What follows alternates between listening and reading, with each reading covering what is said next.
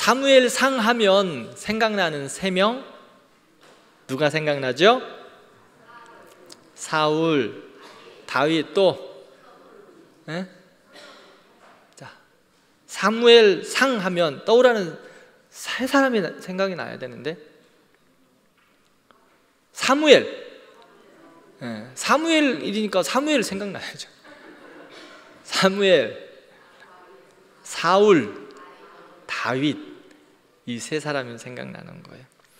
사무엘은 이스라엘의 마지막 사사였고 사울과 다윗에게 기름 부었던 제사장이었습니다. 그래서 사무엘의 탄생부터 시작해서 사무엘의 죽음까지 사무엘상이 다루고 있고요. 그 다음에 나왔던 사람이 누구였죠? 사울왕이었습니다. 사울왕 40살에 부름을 받고 40년간 이스라엘을 통치합니다.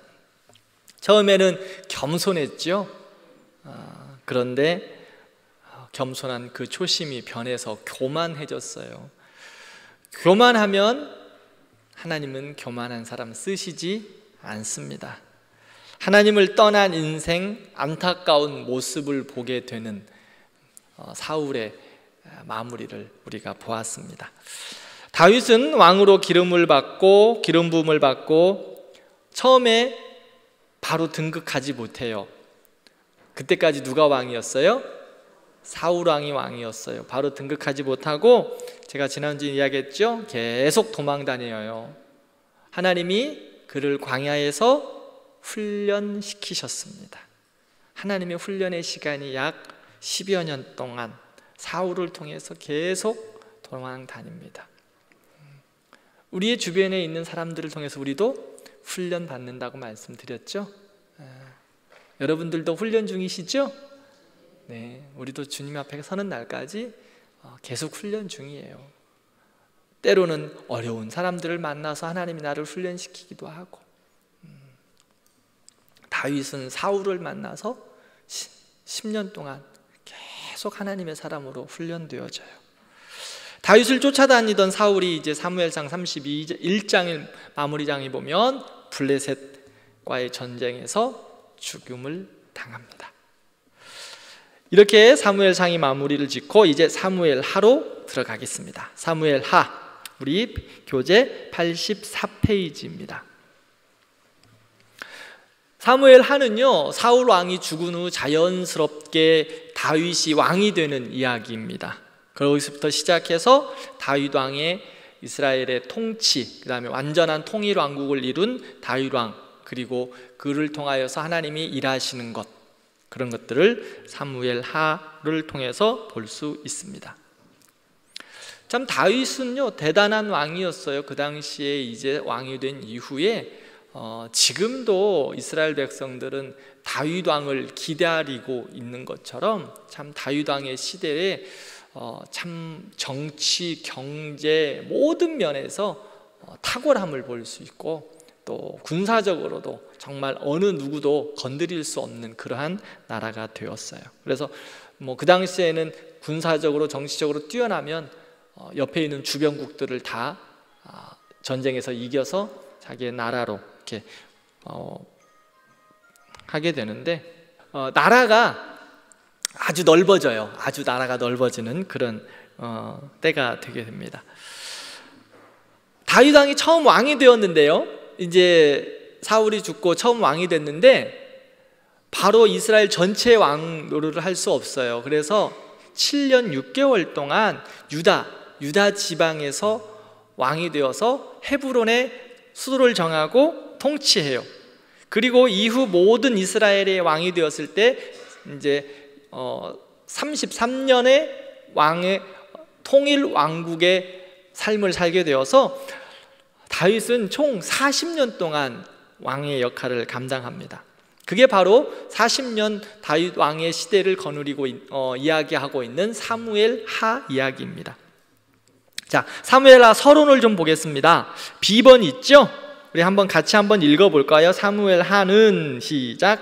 사무엘하는 다윗의 왕위 등극, 간음과 살인죄, 그의 죄악으로 인해 가족과 국가에 내린 파괴적인 결과를 차례로 보여주고 있다. 이제 사무엘하는 40년 동안의 그 왕으로서의 통치 기간 동안 절정기를 이루어요. 최고의 절정기를. 그런데 그 최고의 절정기를 이루면서 그가 또 겪는 어려움들, 실수, 범죄, 그리고 살인, 가족 간의 깨어짐, 파멸, 숨김없이 사무엘하는 보여주고 있어요. 좀 이후에 하나씩 말씀드리겠습니다. D번을 보면 이게 사무엘상과 사무엘하는요, 원어 성경을 보면 사무엘상과 사무엘하가 두 권으로 나누어져 있지 않고 본래 한 권이었어요. 그런데 이 번역서를 만들 때 이 부분들을 사무엘상과 사무엘하를 나누셨는데 그 이후에 이해를 돕기 위한 거예요. 사무엘상과 사무엘하를 나눈 것은 역대상과 역대하를 나눈 것도 마찬가지고 독자들이, 성경을 읽는 사람들의 이해를 돕기 위해서 나누어졌고 지금까지 이렇게 잘 나누어져서 사용되고 있다는 것을 기억해 주시면 좋겠습니다. 사무엘하 한눈에 보게 보겠습니다. 사무엘하는 여러분들 누구의 이야기라 그랬어요? 다윗 스토리예요. 다윗 스토리. 다윗의 절정기. 그런데 절정기와 함께 다윗이 사무엘하의 전환점이 있어요. 몇 장이 전환점일까요? 11장이 다윗의 사무엘하의 전환점. 사무엘하이 전환점이 되는 것은 11장, 그것이 다윗 왕의 인생의 전환점이 되기도 해요. 그것이 뭘까요? 그렇죠. 밧세바를 취하는 범죄예요. 1장에서 10장까지는 초점을 보면 다윗의 승리예요. 이제 정치적, 영적, 군사적인 승리, 절정기를 이루어 가고 있어요. 계속해서. 근데 11장의 절정기를 이루다가 고점에서 하나님을 향하여 겸손했으면 더 잘했을 텐데 11장에서 한번 실수해요. 밧세바의 간음죄에 대한 다윗의 범죄가 11장에 나옵니다. 12장부터는요, 이 범죄에 대한 결과들, 즉 다윗의 실패의 이야기들을 12장부터 마지막 장까지 24장까지 하고 있습니다. 그래서 여러분들 한눈에 보기 표를 보면 1장에서 10장은 다윗의 승리, 11장은 다윗의 범죄, 그리고 12장부터는 다윗의 실패의 역할들이 나온다. 주제를 보면은요, 1장에서 10장까지는 다윗의 성공이에요. 그 밑에 보면 순종 나오죠. 하나님 앞에 부르심을 받고 순종했을 때 다윗은 정치, 경제, 사회, 문화 모든 것에서 승리의 모습을 감당해요. 그런데 두 번째, 불순종, 죄로 인하여서 그가 넘어지기 시작하는 것을 볼 수 있습니다. 그 다음 12장부터는 죄로 인한 실패, 하나님의 심판을 보여주고 있습니다. 다윗은 제가 서두에서 이야기했던 것처럼 헤브론에서 7년 한 반 정도, 7년 한 3개월 정도 이야기하고 있는데요, 7년 반 정도 유다 지방의 왕이 되었고요, 그 이후에 33년 동안 통합왕 예루살렘에서 다윗은 왕으로 한 40년 동안 통치를 하게 됩니다. 자, 85페이지 사무엘하의 구성전개 표로 다시 한번 보여드리면 1장부터 10장까지는 정치, 영적, 군사적인 승리, 계속해서 절정을 이루어가고 있고 11장에 꺾여요. 다윗의 범죄로. 그 다음에 12장부터는 거기에 대한 심판과 결과를 볼 수 있습니다. 다윗에 대한 11장 이후에 하나님 앞에 정말 회개함에도 불구하고 그 죄에 대한 그 하나님의 심판은 있더라는 거예요. 다윗 집안들이 재난을 당하고 왕국의 어려움들을 결국에는 나누어지는 모습들을 볼 수 있습니다. 그 다음 역대서를 보도록 하겠습니다. 사무엘 상하, 그 다음에 뭐가 나오죠? 역대상하 이렇게 나오죠. 그래서 사무엘하는 역대상과 함께 볼 수 있는 성경이에요. 왜 사무엘하와 역대상을 함께 공부해야 할까요? 사무엘하의 주인공이 누구일까요? 다윗. 그러면 역대상의 주인공도 다윗입니다. 사무엘하와 역대상은 다윗을 중심으로 기록하고 있어요. 그런데 똑같은 내용을 기록한 것은 아니에요. 보는 시각이 달라요. 관점이라고 이야기하죠. 다른 관점에서 사무엘하를 보고 있고 역대상을 보고 있습니다. 그럼 그 차이가 무엇인지 역대기서에 대한 서론을 보면서 말씀을 드리도록 하겠습니다. 역대기라고 우리가 이야기하면 역대상하를 이야기하는데요, 역대상하는 이스라엘 바벨론 포로 이후에 기록되어 있어요. 즉 사무엘상하는 시간적인 순서를 따라 기록했는데 역대상하는 시간적인 순서가 아니라 이스라엘 백성들이 이제 바벨론 포로 이후, 즉 느헤미야, 에레미야, 에스라, 느헤미야, 에스더, 이 시기에, 즉 바벨론 포로 이후에 기록된 성경이 바로 역대상하입니다. 근데 역대상은 사무엘하와 연결되어 있고 역대하는 열왕기상, 즉 이스라엘 많은 왕들의 이야기, 역대상은 다윗, 그 다음에 역대하는 이스라엘의 많은 왕들을 이야기하고 있습니다. 그러면 어떤 차이를 갖고 있느냐? 사무엘상과 사무엘하는 시간적인 시간 흐름에 따라서 기록했는데 역대상하는 왕들을 중심으로 기록하고 있어요. 즉 이스라엘은요, 솔로몬 이후 남유다 북이스라엘로 이제 다음에 말씀드릴 텐데 나라가 둘로 나누어집니다. 북이스라엘은 아수르에게 722년에 멸망당했고 남유다는 바벨론에 586년에 멸망을 당해요. 그래서 70년 바벨론 포로 생활을 하다가 바사왕 고레스의 포로 귀환 선포로 인해서 이스라엘 백성들이 다시 이스라엘로 귀환합니다. 다 귀환한 것은 또 아니에요. 그 당시 성전의 재건, 특별히 수룹바벨을 중심으로 이스라엘에 가서 성전을 재건할 사람들, 즉 고향 고토를 땅에서 갈 사람들만 선별적으로 선택이 아니라 본인들이 신청해서 이스라엘로 돌아갔습니다. 이 사람들이 예루살렘으로 다시 돌아온 이유는 뭐냐면요, 예루살렘의 성전 재건이었어요. 즉 이스라엘 백성들의 삶의 정체성의 회복을 위해서 그들이 예루살렘으로 돌아왔어요. 그리고 나서 기록한 책이 바로 역대상하입니다. 즉 역대상하는요, 하나님을 예배하는 삶의 중요성, 하나님의 백성들의 삶의 중요성, 그리고 하나님의 사람들이 흐름을 그 중심으로 역사를 기록하고 있습니다. 자, 우리 한번 C번 한번 읽어볼까요? 역대서의 C. 자, 위에 부분들 여러분 다음에 또 가서 여러분들이 집에 가서 읽어보시고요. 시작. 예루살렘 성전은 역대상하의 공통된 주요 제목이다. 열왕기에서 발견되는 수많은 내용들이 역대기에는 빠져 있는데 사무엘이나 열왕기는 성전이라는 주제를 전개하지 않기 때문이다. 역대기는 성전에서 수종드는 레위인들의 활동 조직, 제사 드리는 성전 문화를 중심으로 기록하고, 역대상하는 성정 중심, 즉 다윗 왕을 중심으로 솔로몬에 이르기까지 성전의 재건을 중심으로 기록되고 있는 것을 볼 수 있어요. 자, 역대상 한눈에 보기 한번 볼까요? 처음 1장에서 10장까지는 다윗의 계보, 다윗 왕의 계보에 대해서 나오고요, 10장부터 마지막 장까지는 다윗 왕의 통치에 대한 부분들을 이야기하고 있습니다.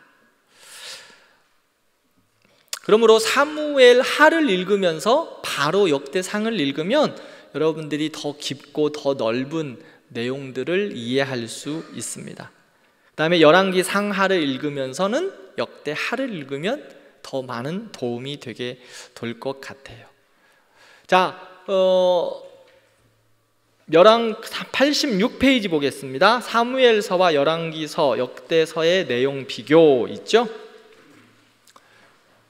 사무엘 상하와 열왕기 상하는 시간적인 흐름으로 기록되어 있고 역대상하는 성전 중심의 주제를 중심으로 기록하고 있어요. 그래서 첫 번째 사무엘 상하 비교를 보면 정치사, 사무엘 상하와 열왕기 상하는 정치적인 흐름, 왕들의 흐름들 따라서 기록하고 있고요. 역대 상하는 중심이 성전이었기 때문에 종교적인 흐름을 따라서 기록하고 있어요. 즉 정치사가 아니라 종교사다라고 이야기를 할 수 있어요. 두 번째, 전쟁을 중요하게 다뤄요. 사무엘상, 열왕기상은. 그래서 왕들이 누구와의 전쟁을 했는지 그러한 전쟁의 내용들을 중요하게 기록하고 있는데, 역대상하는 전쟁의 이야기는 거의 없어요. 무엇을 중심으로? 성전을 중심으로 기록하여 있습니다. 세 번째, 사무엘상과 열왕기상하는 북이스라엘과 남유다의 기록을 하고 있죠. 아까 말씀드렸듯이 이스라엘은 솔로몬 이후에 나라가 두 개로 쪼개집니다. 남유다, 북이스라엘로. 그런데 역대상하는요 남유다의 이야기만 해요. 북이스라엘의 이야기는 열왕기 역대상하에서는 이야기하지 않습니다. 왜냐하면 성전 중심의, 즉 하나님 백성의 중심의 정통성을 이야기하고 있기 때문에 남유다의 이야기만 기록하지 북이스라엘 이야기는 한 명도 언급을 하지 않아요. 그 다음에 사무엘 상하, 열왕기 상하는 민족사의 지속, 아까 말씀드렸듯이 시간적으로 이스라엘 백성들의 이스라엘의 역사를 기록하고 있고, 역대 상하는 다윗 왕의 계보를 중심으로 기록해요. 또 사무엘 상하와 열왕기 상하는 인간의 실패, 역사에 있어서 드러나는 인간적인 왕들의 실패를 이야기하고 있는데, 역대 상하는 하나님께서 다윗 왕을 중심으로 하나님의 역사를 이루어 가시는 하나님의 역사를 보여주고 있습니다. 그래서 하나님의 신실하심을 볼 수 있습니다. 자, 그 다음에 우리 사무엘하고 역대기하고 핵심 포인트 한번 좀 보여주시기 바랍니다. 자, 특징부터 볼까요? 처음부터. 자, 역대상하의 특징은요, 앞에 지금 서두에서 잘 이야기했던 것을 좀 정리해 봤습니다. 북이스라엘의 역사는 다루지 않습니다. 남유다, 다윗 왕을 중심으로 남유다의 정통성에 대한 이야기를 다루고 있어요. 두 번째, 다윗의 좋은 점만 기록한 경향이 있어요. 다윗의 범죄에 대해서 역대상하에서는 기록하지 않아요. 세 번째, 다윗과 솔로몬으로 이어지는 성전 건축에 대해 당위성을 기록하고 있습니다. 이게 역대상하의 특징이에요. 다음에 포인트 볼게요. 자, 다시 한번 같이 한번 읽어보겠습니다. 시작. 다윗 왕가의 계보가 정통성으로 이어졌고 결국 예수 그리스도의 절대 왕권으로 이어졌음을 증명함. 네. 역대상하는 종교적인 중심으로 기록됐다고 그랬죠. 성전 중심으로. 그래서 결국 예수 그리스도의 왕권, 다윗 왕의 계보를 시작해서 예수 그리스도의 왕권까지 이어지는 모습을 볼 수 있습니다. 이게 이제 똑같은 이야기를 하고 있지만 중심에 대한 이야기가 조금은 다른 것을 볼 수 있어요. 자, 이제 사무엘 하를 살펴보도록 하겠습니다. 사무엘 하를 중심으로 다윗 왕 내용이죠. 자, 첫 번째 우리 86페이지 다윗의 정치적인 승리 보겠습니다. 같이 한번 그 서론에 있는 부분 한번 읽어볼까요? 한 시대의 비극적인 실패를 시작.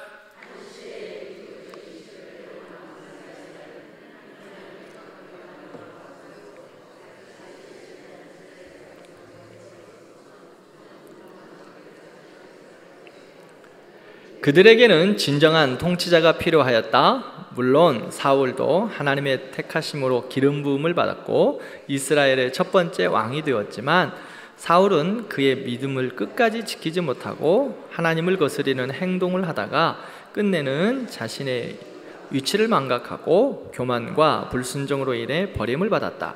즉 다시 한번 하나님의 신정 정치를 실현할 통치자가 필요하였다는 것이다.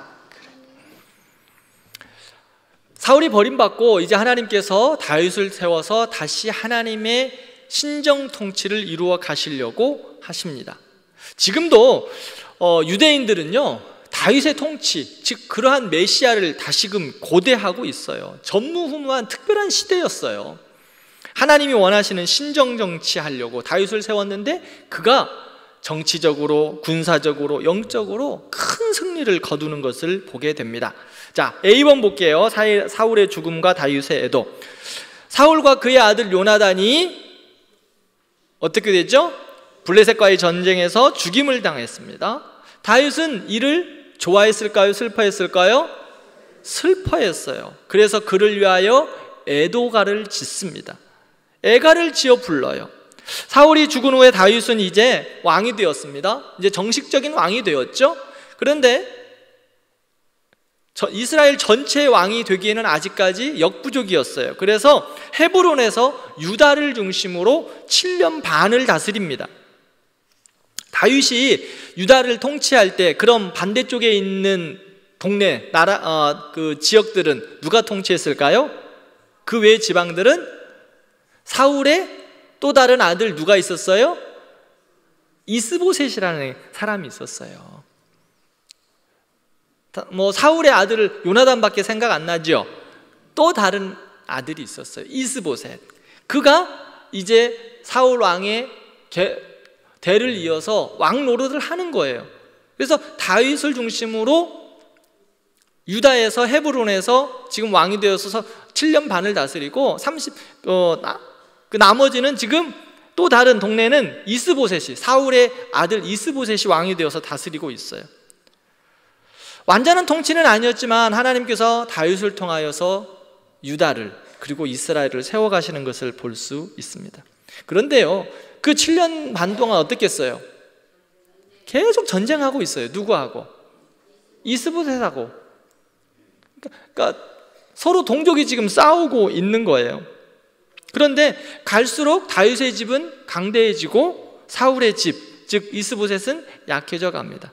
그런 가운데 어떤 사건이 있었느냐면요, 다윗의 군대 장관 요압이 이스보셋의 군대 장관 아브넬과의 싸움이 있었어요.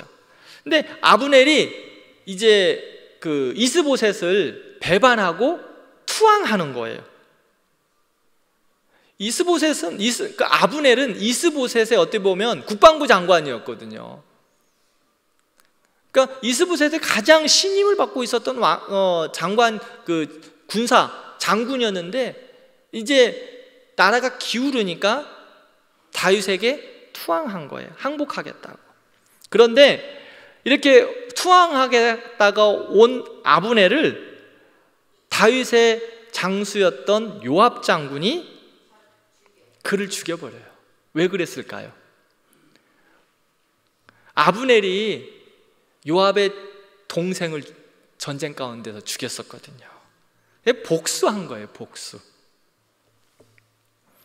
아브넬이 이제 그 이스보셋 왕의 수하였던 그 아브넬이 죽으니까 이 이스라엘의 그 이스보셋의 군대는 이제 다 막 서로 이렇게 하나 되지 못하고 다 나눠져 버리는 거예요.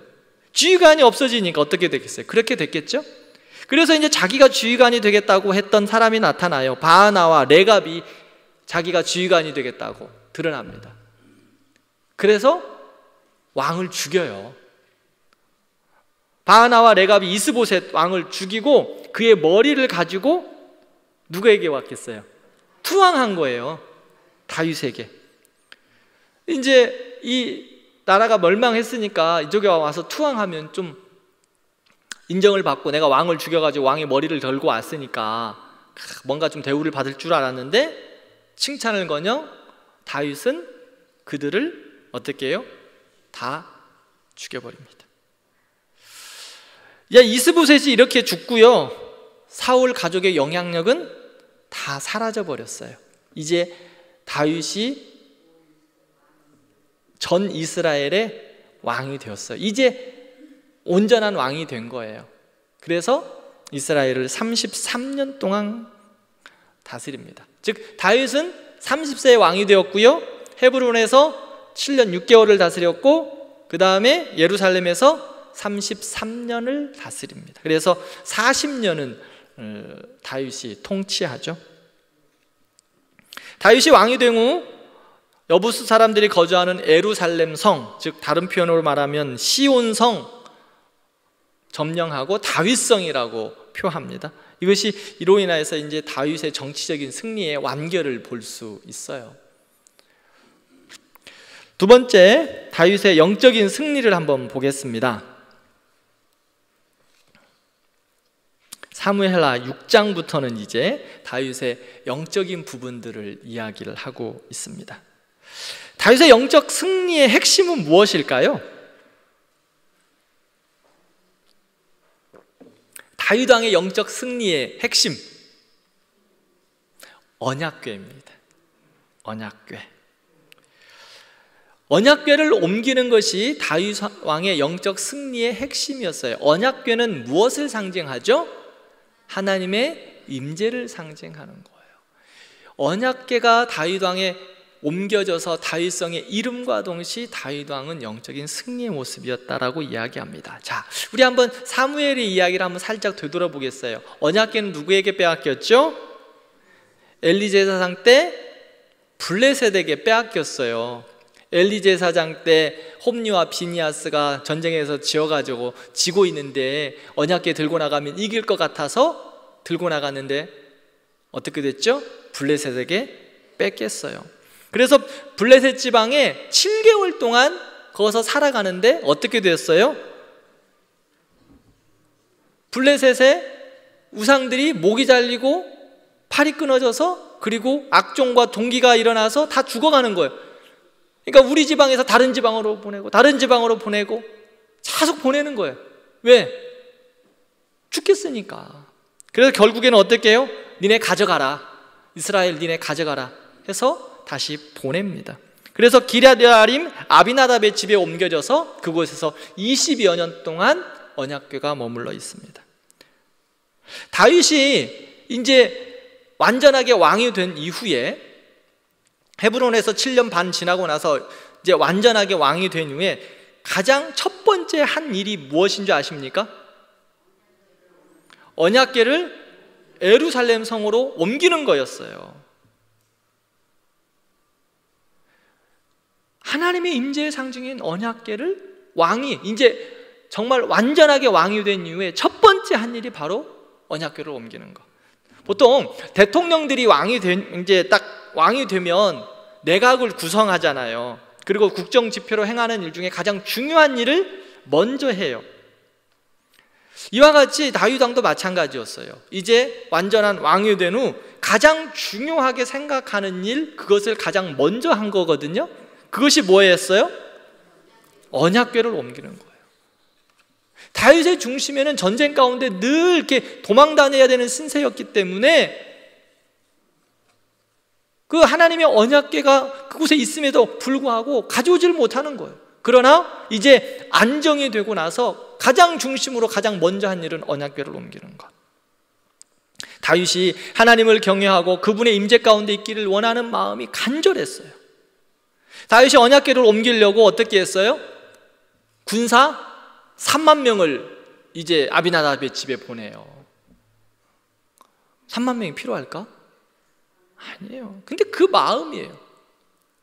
언약궤를 언약궤를 예루살렘 성으로 가져오려고, 옮겨오려고 군사 3만 명을 보내고요, 의전용 벤츠를 보냅니다.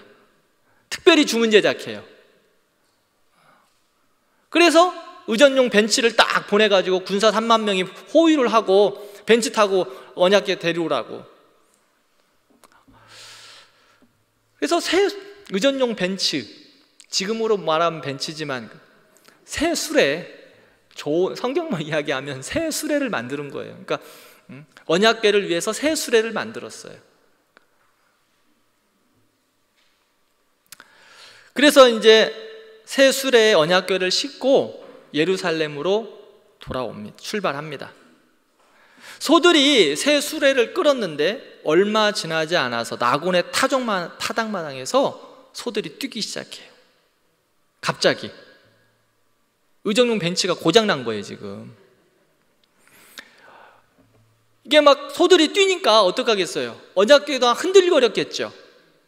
언약궤가 떨어지면 돼야 안 돼요?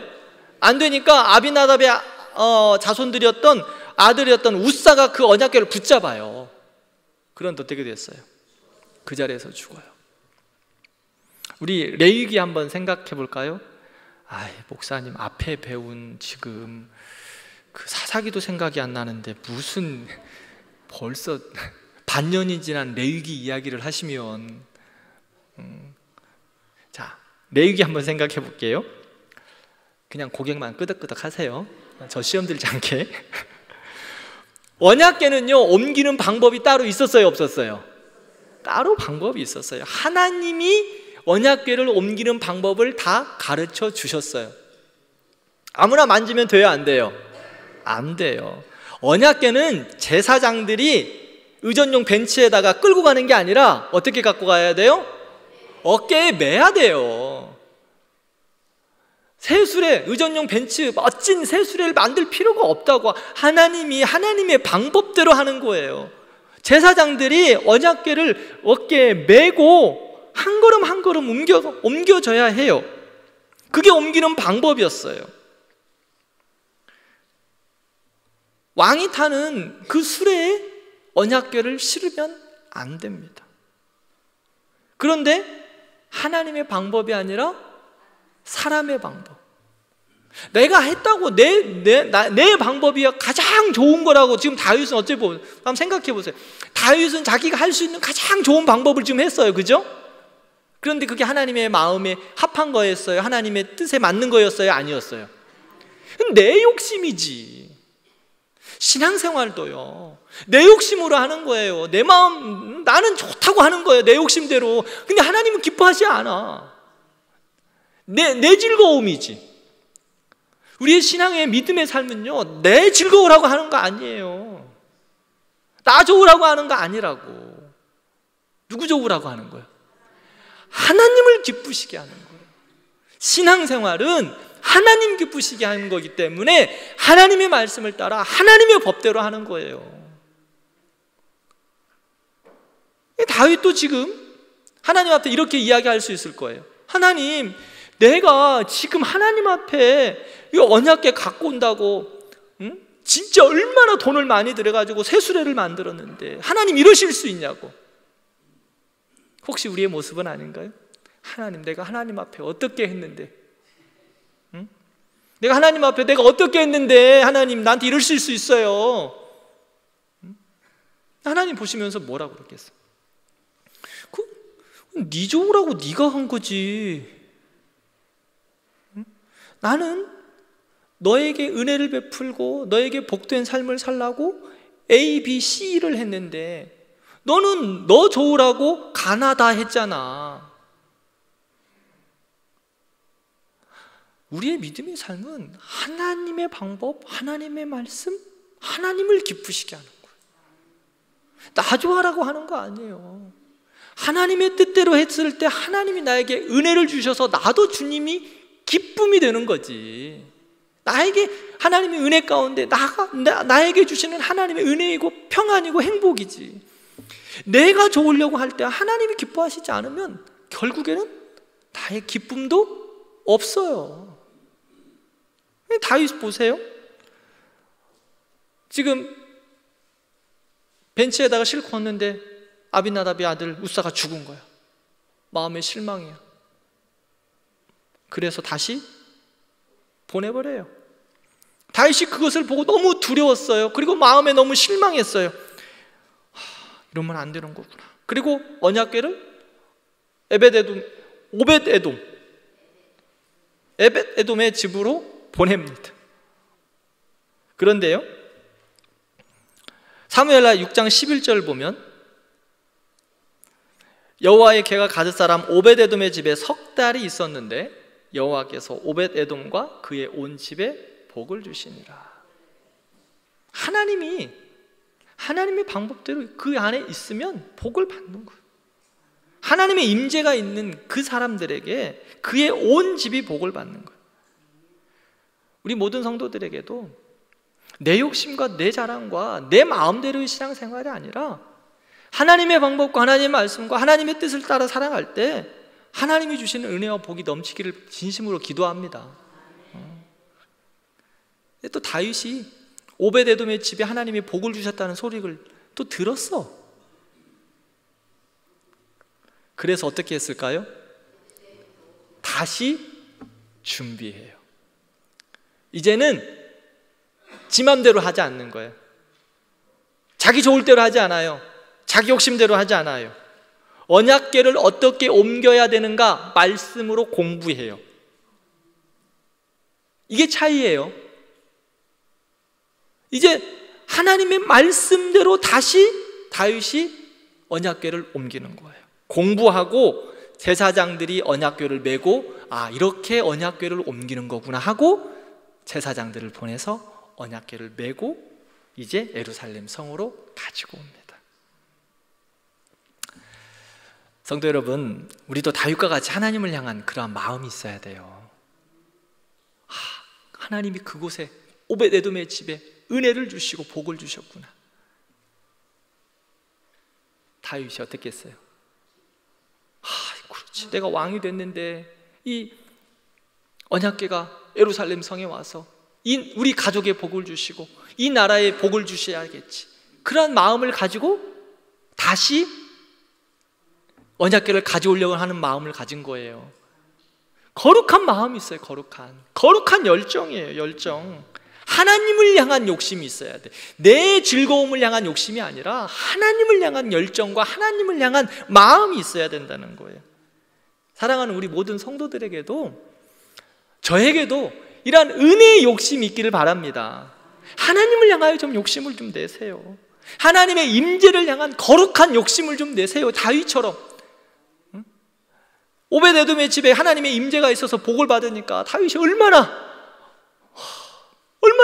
그것이 부러웠겠어. 얼마나 바래요 그거를. 내가 그거 가지고 올려다가 3개월 좀 빨리 갖고 왔으면 더 은혜를 받았을 텐데 잘못 갖고 왔다가 내 욕심대로 가져다가 돼지 혼나기만 하고, 다시 이제 말씀을 따라 준비하고 하나님의 마음으로 가지고 오는 거예요. 그런 열정을 갖고 있어요. 우리 모든 성도들도 하나님의 은혜를 향한 열정이 있기를 바랍니다. 욕심이 있어야 돼. 욕심이, 거룩한 욕심이 있어야 돼. 여러분, 우리 성도들이요, 그저 그냥 무력한 신앙인들이 되지 않기를 바라요. 우리 여러분들의 신앙생활이, 또 우리 교회 모든 성도들의 삶에 썬데이 크리스찬 안 됐으면 좋겠어요. 그냥 주일날 한번 예배 드리고 도장 찍고 돌아가고 이러다 나 그냥 천국 가면 되겠지. 이런 무력한 신앙인들이 한 명도 안 됐으면 좋겠다는 거예요. 하나님의 사람으로 좀 능력 있게 살았으면 좋겠고요, 하늘의 그 풍성한 은혜들이 우리 모든 성도들에게 가득가득 좀 부어졌으면 좋겠어요. 그러기 위해서는 우리도 하나님을 향하여서 다윗처럼 욕심을 내야 돼요. 여러분들 하나님을 향하여 좀 입을 크게 벌리세요. 너희 입을 크게 열라 내가 채우리라 말씀하셨잖아요. 우리 성도들이 그런 믿음의 삶이 되었으면 좋겠어요. 저는 우리 다음 세대들을 향해서 제가 처음 우리 교회에 부임하고 나서 특세할 때 그랬어요. 저는 우리 자녀들 가운데 하나님의 사람들로 정말 든든히 서갔으면 좋겠다. 그러면서 제가 기도했던 적 여러분들 기억나십니까? 우리 자녀들 중에 다음 세대에 통일한국 시대에 대통령이 나왔으면 좋겠고, 우리 통일한국 시대에 평양시장도 우리 대광교회 자녀들 가운데 나왔으면 좋겠다. 어떤 권사님이 저한테 와서 웃더라고.